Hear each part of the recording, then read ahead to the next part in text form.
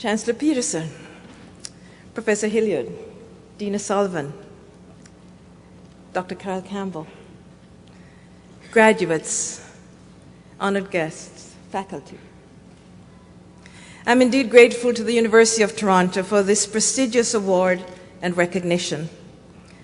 I thank Chancellor Peterson, President Naylor, Dean O'Sullivan, the Governing Council and faculty and staff for this honor.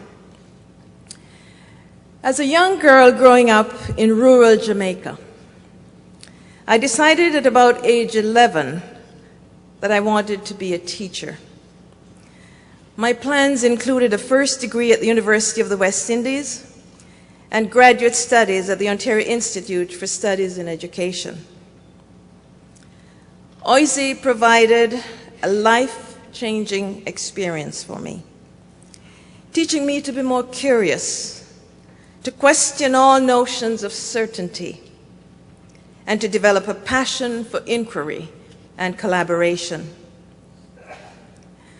Robert Putnam said that a liberal education is the key to civic engagement and a civil society. And without civility, the quest for prosperity will be fruitless.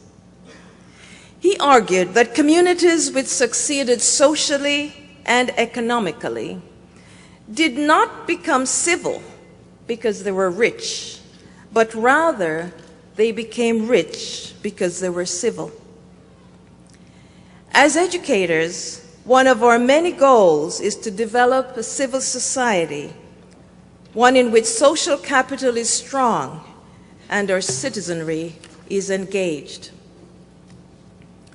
I've always had an interest in learning about trends as a backdrop against which we educate our students. Gary Marx is a futurist who has done extensive research on 16 trends, as he calls them, that are most critical in educating today's students for tomorrow's world. I have chosen to comment briefly on 3 of these trends. And the ones that I've chosen are: majorities will become minorities, creating ongoing challenges for social cohesion. Number 2, pressure will grow to prepare our students for jobs and careers that do not presently exist. And 3, scientific advancements will force widespread and complex ethical choices. The first one, majorities will become minorities. According to Statistics Canada, in 2006, about 20% of the population was foreign-born. That continues to increase. Between 2001 and 2006, an estimated 1.1 million newcomers came to Canada from more than 200 countries. The highest percentages were from Asia, India, Pakistan, and the Philippines.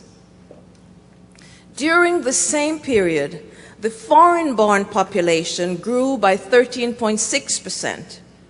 The entire Canadian population grew by only 3.3%.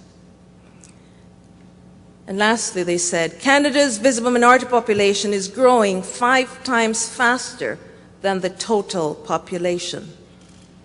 What then are some of the implications for education? It means that today's teachers must be trained in and committed to diversity and equity. They must ensure that the true measure of equity is how well students from all groups achieve. Selected groups, such as Aboriginal students, English language learners, and students who live in poverty, must achieve to the maximum of their ability and be represented equitably at graduation and in post-secondary institutions. Equity means that factors such as poverty should not determine an individual's destiny. I am confident that under your watch, specific postal codes will not be associated with low performance. The Ontario government has made great strides over the last 8 years in closing achievement gaps, earning praise from OECD and other international organizations as one of the fastest improving systems in the world.